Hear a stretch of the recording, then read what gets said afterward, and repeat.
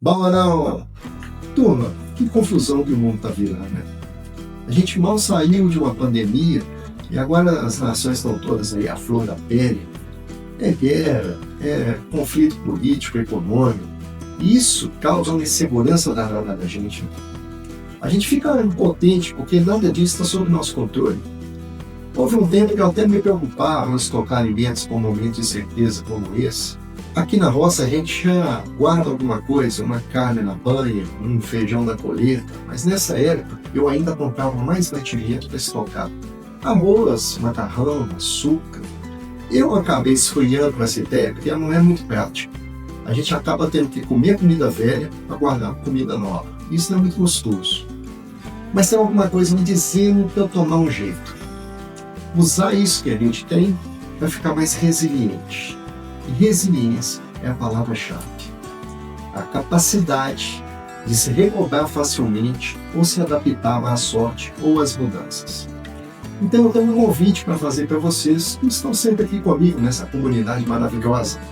A partir de hoje nós vamos tratar desse assunto numa série de vídeos.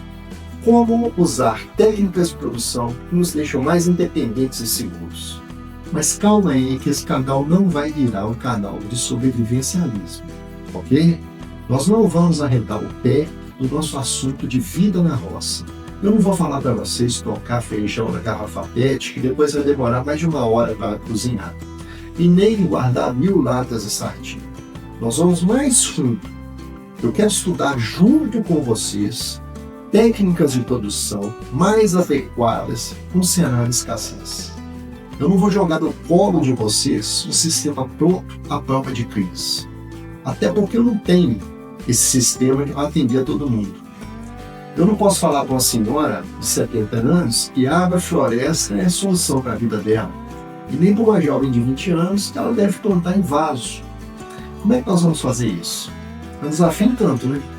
Por isso eu preciso da ajuda de vocês, que são centenas e centenas de mentes que podem contribuir para a gente encontrar essa solução. E para quem não me conhece, o meu nome é Ricardo, tenho mais de 30 anos de roça, de lazer a modo de vida, e hoje agrônomo em formação.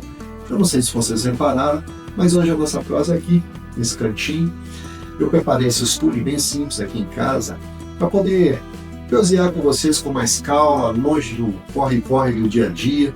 Aqui eu posso gravar à noite, quando eu tenho um tempinho. E a nossa prosa vai precisar dessa calma, que nós vamos cavar uma trincheira. Primeiro, nós vamos aprender com o passado, com as grandes crises, o que realmente funciona. Depois nós vamos analisar a nossa realidade atual. E com isso nós vamos ter a base para montar vídeo a vídeo a nossa caixa de ferramentas de resiliência. Mas antes de tudo, a gente precisa entender os pilares que vão sustentar essa trincheira. E é isso que eu vou mostrar hoje. E o primeiro pilar é que resiliência é uma maratona, não uma corrida de 100 metros. A primeira Grande Guerra durou 4 anos, mas seus efeitos demoraram muito mais tempo. A Grande Depressão durou 10 anos e a Segunda Grande Guerra 6 anos. Então o seu estoque de alimentos ele pode até te dar um tempo, mas ele não vai durar uma década. Crises demoram muito tempo para passar. O segundo pilar é que resiliência é produção constante, e não só estoque. Durante a Primeira e Segunda Guerra, o que salvou milhões da fome não foi o que estava na despensa, mas os jardins da vitória. As pessoas eram incentivadas a produzir os próprios alimentos em qualquer espaço de chão. A produção constante é o que garante o futuro, e não só o estoque inicial.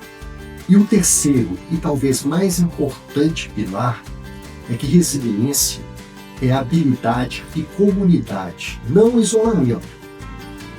Durante a Grande Depressão, saber consertar um sapato ou ter uma galinha valia mais do que dinheiro. Nas grandes guerras, a união da vizinhança, as cozinhas comunitárias e o trabalho das mulheres que seguraram a barra enquanto os homens foram para o fronte de batalha, foi isso que segurou a sociedade de pé. A ideia de ser um lobo solitário pode não ser a melhor. E esses 3 pilares, resiliência de longo prazo, foco na produção e força da comunidade, são o alicerce da nossa trincheira. E essa prosa, meus amigos, foi só o primeiro passo. Agora que nós temos a base, o nosso caminho pela frente está traçado. Nos próximos vídeos, nós vamos analisar cada uma daquelas crises históricas para tirar mais lições delas. Depois nós vamos analisar a fundo a realidade da guerra moderna e as fragilidades do Brasil. Com tudo isso na mão, aí sim, nós vamos passar a estudar os sistemas de produção, como agrofloresta ou permacultura, para ver o que realmente serve para a nossa trincheira. É uma caminhada longa, meus amigos, mas eu conto com a prosa de vocês em cada uma dessas etapas.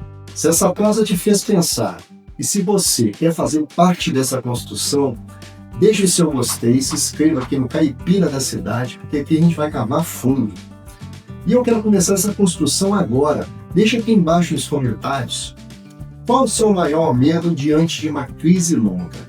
A falta de comida, a insegurança ou o isolamento? A sua prosa é o primeiro tijolo da nossa trincheira. Um abraço, fiquem com Deus e até a próxima vida.